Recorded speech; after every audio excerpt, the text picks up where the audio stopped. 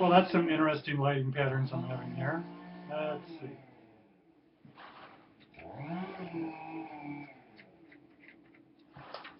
That's a little better.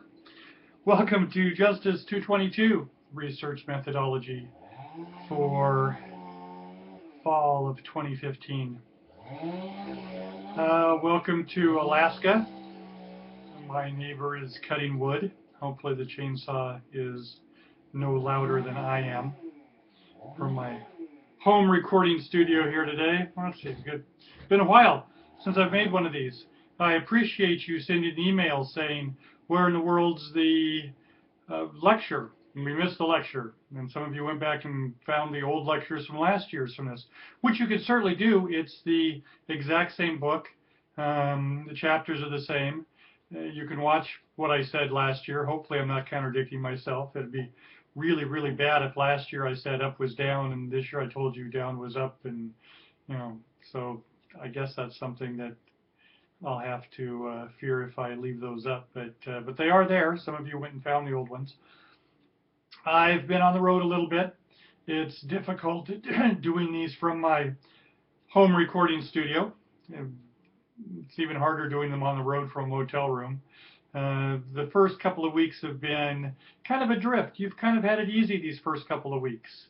You've had one chapter to read and one paper to write and a little bit of discussion to flaunt around in. So you've kind of been coasting up to now. I do that for a reason. One, I like the format where we do a chapter a week. I think it's easy to understand. It usually presents you with one idea or one topic or one theme, and you're not all over the place. And if you do one chapter a week, the test questions are easier to put together from there. I just like doing it that way. And the second text we're using, the actual research book we're using, only has 13 chapters, I think. So we miss a couple of weeks. And rather than spread them out, I just wanted to stay with the one chapter format. So the other textbook, the one that says the Myths and Reality textbook, the one that says why everything we know is wrong, has 15 chapters, so we do one of those a week. And I wanted to introduce that book first anyway. This is an interesting class. This is a Eat Your Vegetables class. If this class was an elective, I suspect you might not take it. It's not quite as exciting or copish as our other topics.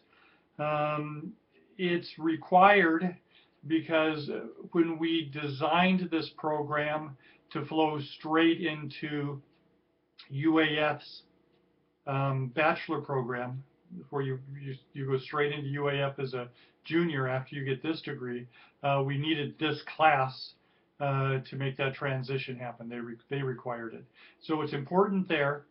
It's also important, this class, if you look at our class objectives, like I mentioned in the first of the announcements, if you tweak the class objectives just a hair, if you put the word clues instead of data, if you put the words reports or testimony instead of findings, then this class looks extremely appropriate and very heavy law enforcement oriented. This is a class on critical thinking. It's a class on scientific inquiry. It's a class in, again, you look in the first text, the first two chapters we've read in the Myths book, there's a lot of things out there that we think we know, that the public thinks they know. That's wrong. And if you chase the wrong assumptions, if we're on the street and we're chasing the wrong bad guy, well, the real bad guy gets away, which does not serve our, I've always found it fascinating that, there's this myth or this thought that oftentimes, we're arresting the wrong bad guy, or we chase the wrong bad guy. We're going after the innocent people, which does us very, very, very little good, because every time we do that, or if we did that, the real bad guy is still on the street, creating more mayhem and more victims and more losses. So we have very little incentive to chase the innocent and the wrong. But So we have to be on the right track. And that's really what this class is about, is being on the right track, making sure that what we think we know is really what we know. So it's a little more, it's a little stuffier at times, it can be, a little more math, a little more science for us liberal arts majors, some of those things that we suffer with. The book, however, does a really, really good job of at least presenting the questions and the ideas and thoughts from a criminal justice perspective.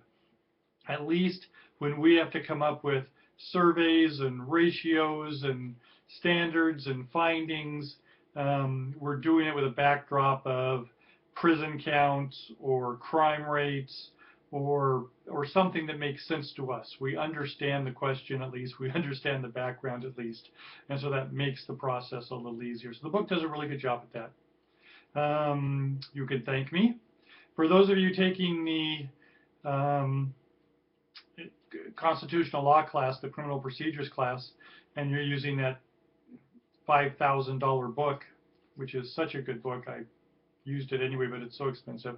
In this class, we're using last year's book. You know, they update these every couple of years, I think, just so they can up the prices on them or something. Topic really didn't change any. I liked this book, so I'm using the last edition, so that saved you a couple of bucks. So hopefully it comes out in the wash somehow. Let's see, so where are we at?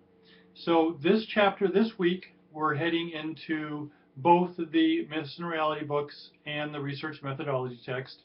The research methodology text has a very basic opening chapter. It's a great intro chapter in why is using the scientific inquiry, the scientific method, important for people in criminal justice. And it kind of outlines, you know, why it's important to know what we know and get the right answers.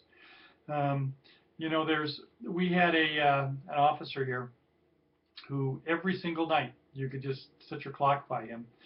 He worked nights, and about, you know, after midnight or so, he'd park on our main drag where you kind of see down the main street, and he could watch 3 of our 4 bars on the same street. You just kind of watch from a distance, kind of watch people coming and going. And that seems to make a great amount of sense intuitively. I mean, that seems to be, you know, going to where the issues probably would be, and you get a good view, and you kind of get a good handle on what's going on, and just by sitting and watching, you can, you know, see if any raping and pillaging is in the streets. And that might be an excellent idea. He was kind of doing it intuitively. I don't know that he ever checked to see that he got the results he wanted by sitting there at night, or if he got better results by cruising around. I know I tend to, if I'm working radar, if I'm working patrol, a lot of times when things are kind of slow, I've got a couple of places that I'll just sit and work radar. I could sit there for a couple of hours. I'm not a big hider. I kind of just sit way out in the open and try to be a visual deterrent. And I figure if anybody's dumb enough to get caught with me sitting out in the open, they really deserve getting caught. So I kind of sit there and tend to do that. And I kind of assume that if the bad guys are out and about, they're going to eventually come to me. My partner drives around on patrol. He does just that. He is on patrol. He's cruising all the time. He never stops. He's always moving. He's always watching. It'd be interesting to see which one of us has the most impact. You know, accomplishes the objective. We're kind of doing 2 different ways. I don't know that we've ever. It's just kind of personal preference. I don't know if we've ever really checked to see which one of us accomplishes our goal better. But that's the kind of thing you might want to be looking into and analyzing and making sure that, you know, you're getting your bang for your buck. So, welcome to class. That's what's going on. Welcome to week 3. Again, now this week, after you read the text, you'll have the standard quiz, open book quiz. So you'll have an open book quiz this week. We've got discussions this week. We've got the paper this week and the readings. So we're up and running now for good, and I'll see you inside.